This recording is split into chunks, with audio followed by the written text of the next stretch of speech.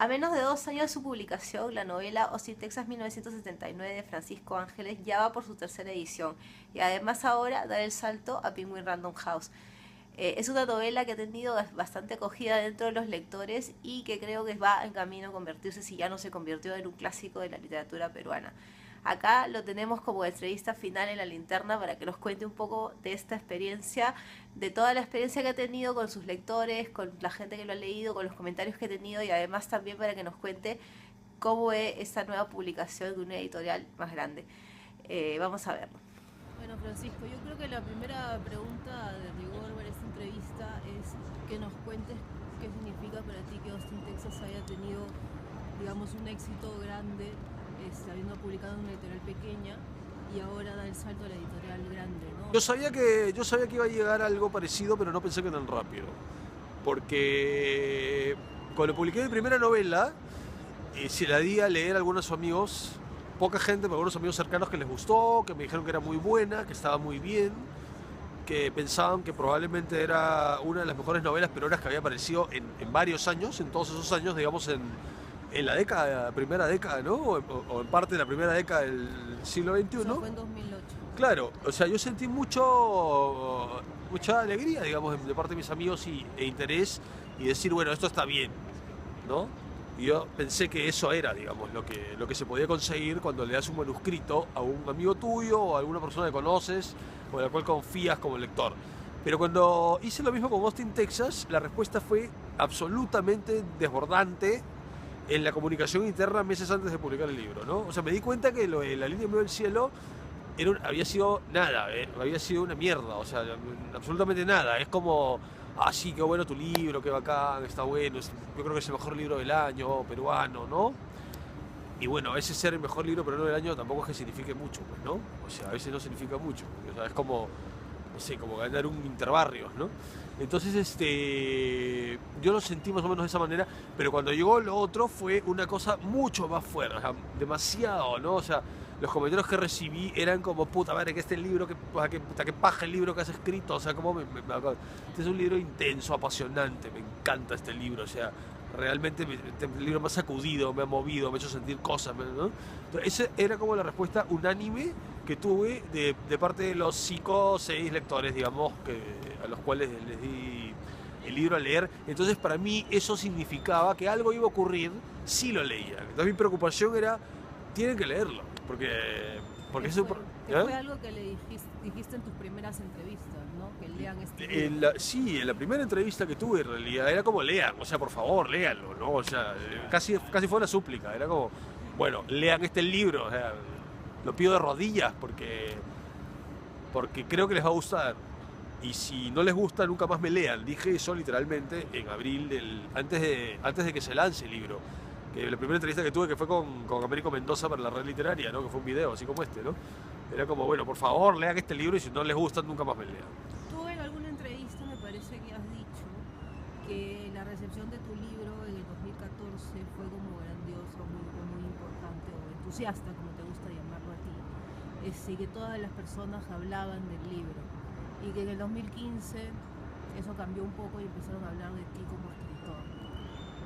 No, no creo. O sea, yo creo que en el 2014 se leyó el libro, ¿no? Se leyó el libro y hubo... Yo creo que el libro implicó un cambio, me parece que eso es algo objetivo, en la mirada sobre la literatura peruana.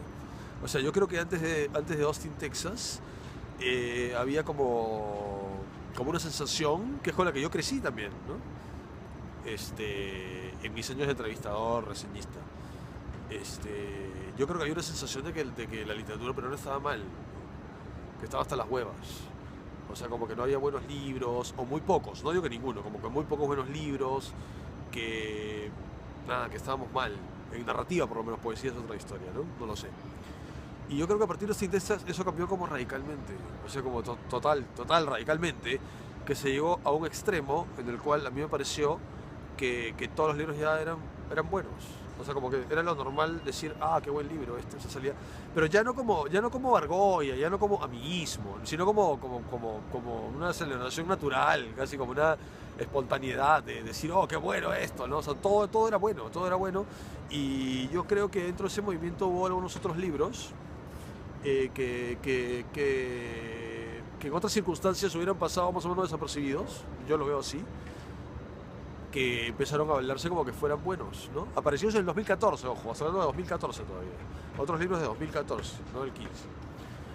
Y después ese entusiasmo general fue como que ya este año, 2015, ya como que se consolidó mucho más la idea de que casi cualquier libro que salía era como que, oh, qué bien, qué bueno. Ese optimismo, ese como exceso de entusiasmo, no había. Y es algo que hace un año y medio no había. O sea, no existía.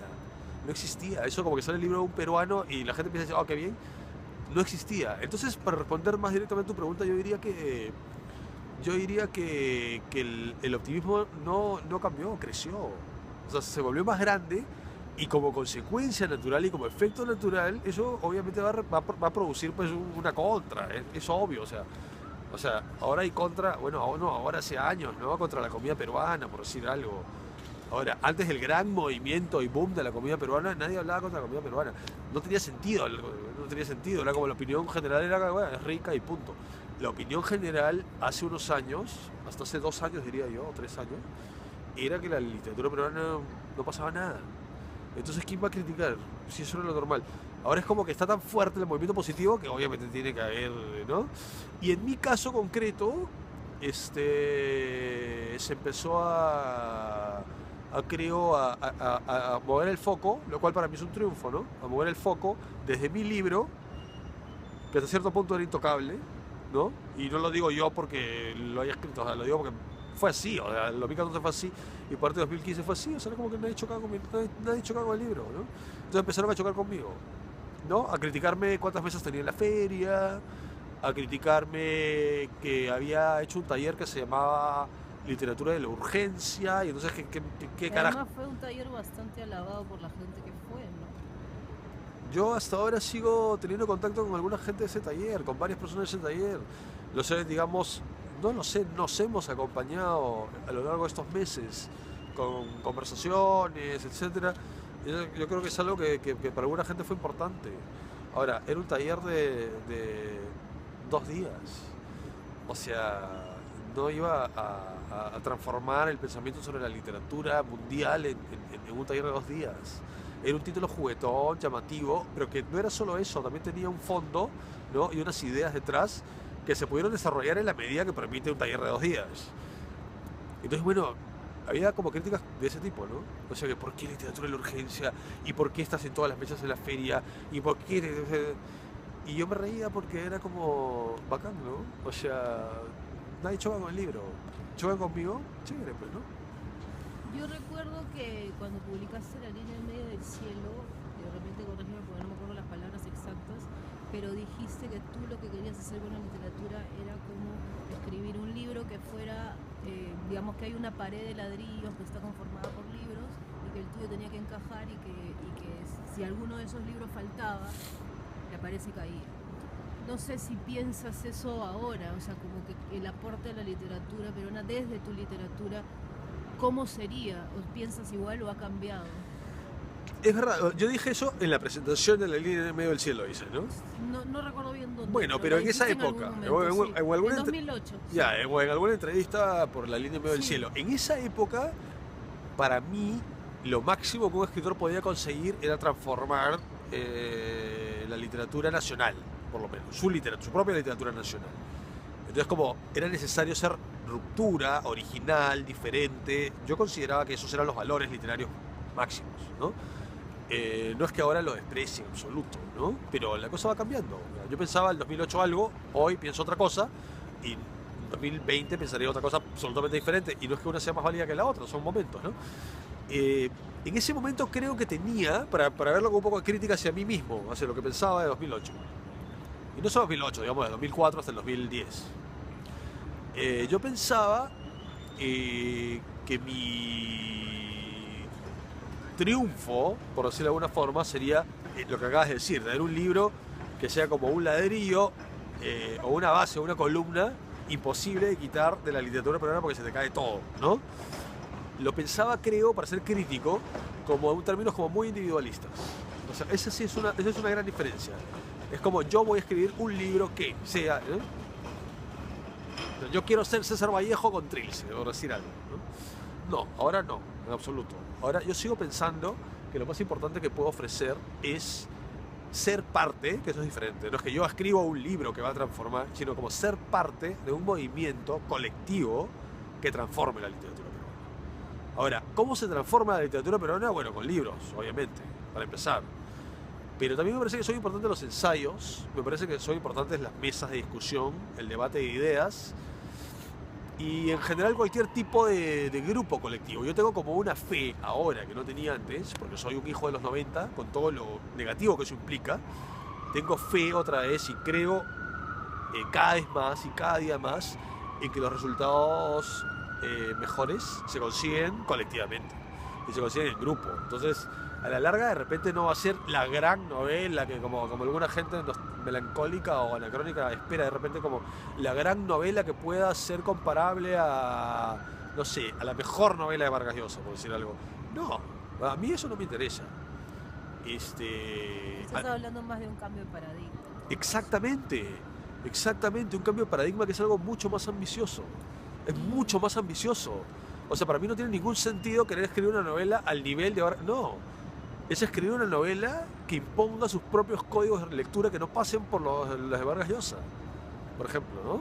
O Arguedas, o quien sea. Ese colectivo, digamos, o esa intención colectiva de cambiar el paradigma, ¿te ves cercano a alguien? Yo creo que el cambio de paradigma pasa por compartir algunos preceptos fundamentales y básicos, no por ser una generación así como con todas las reglas, que eso no lo ha tenido nadie, que eso es lo que hay que recordar.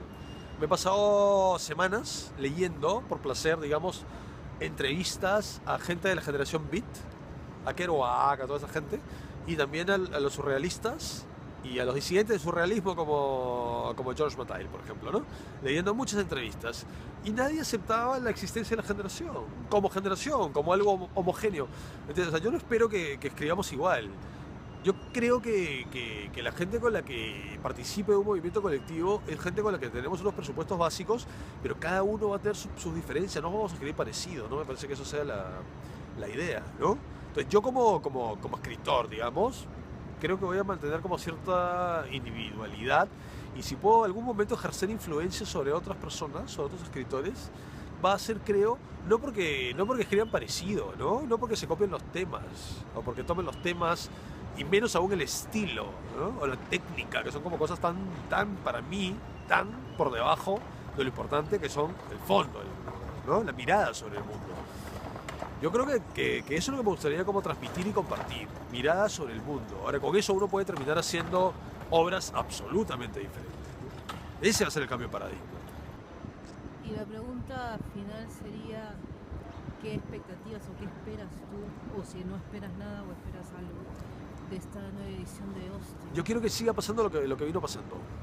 Ojalá en escala más grande, ¿no? O sea, ya dejar la editorial independiente para pasar a una editorial más grande implica tener la posibilidad de acceder a otro tipo de público, a un tipo de público que no compraría normalmente o casi nunca compraría un libro de una editorial independiente porque no está en su radar, digamos, ¿no? No es porque lo desprecien ni le parezca menos, no, sino porque no está en su esquema mental cuando va a Crisol, por decir algo, a comprar un libro. Entonces yo creo que puede acceder a otra gente, eso es lo que me interesa, pero que pase con el libro lo que ha venido pasando, que a la gente le guste mucho, que le encante, que sufra, que llore, que se excite sexualmente, lo que ha pasado con el libro. Eso es lo que ha pasado con el libro. Y eso es lo que yo quiero que siga pasando.